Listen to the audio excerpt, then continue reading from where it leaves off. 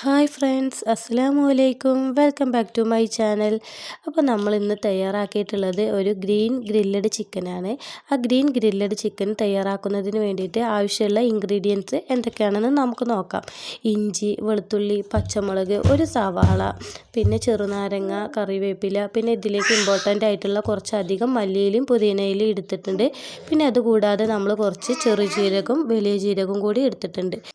ഇനി നമ്മൾ എടുത്ത് വെച്ചിട്ടുള്ള സാധനങ്ങളൊക്കെ കൂടി ഒരു മിക്സിയുടെ ജാറിലേക്ക് ഇട്ട് കൊടുക്കുക. എന്നിട്ട് ആ നാരങ്ങ കൂടി നമ്മൾ അതിലേക്ക് പിഴിഞ്ഞൊഴിച്ച് കൊടുത്തിട്ട് ആവശ്യത്തിന് ഒരു ലേശം തൈരും കൂടി നമ്മൾ ഒഴിച്ച് കൊടുക്കുന്നുണ്ട്.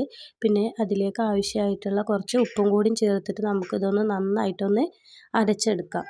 അപ്പോൾ ഞാനിതവിടെ എല്ലാം പാടെ ഒരു പേസ്റ്റ് രൂപത്തിൽ അരച്ചെടുത്തിട്ടുണ്ട്. ഇനി ഇത് നമുക്കൊരു പാത്രത്തിലേക്ക് മാറ്റി കൊടുക്കാം.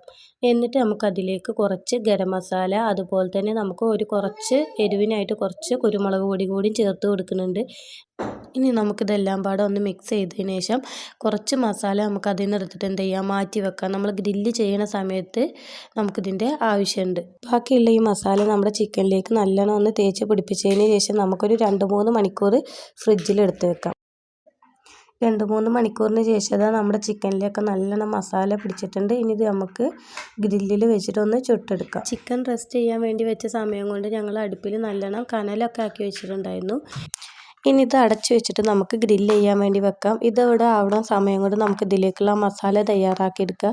അതിനൊരു പാൻ വെച്ചിട്ട് 1 ടേബിൾ സ്പൂൺ എണ്ണ ഒഴിച്ചതിന് ശേഷം നമുക്ക് ആ മസാല അതിലേക്ക് ഇട്ടിട്ട് നല്ലോണം ഒന്ന് കുറുക്കി ഇങ്ങനെ മൂപ്പിച്ച് വറ്റിച്ചെടുക്കാം. നമുക്ക് ഈ ഒരു പരിവാവണ വരെ നമുക്കതൊന്ന് ഇളക്കി കൊടുത്തിട്ട് ഒന്നിങ്ങോട്ട് വറ്റിച്ചെടുക്കാം. നമ്മൾ ഗ്രില്ല് ചെയ്യാൻ വേണ്ടിയിട്ട് വെച്ചിരിക്കുന്ന ചിക്കൻ ഇതാ ഓരോ സൈഡും ഇങ്ങനെ കുറേശ്ശെ ഇങ്ങനെ ആയിട്ടുണ്ട്.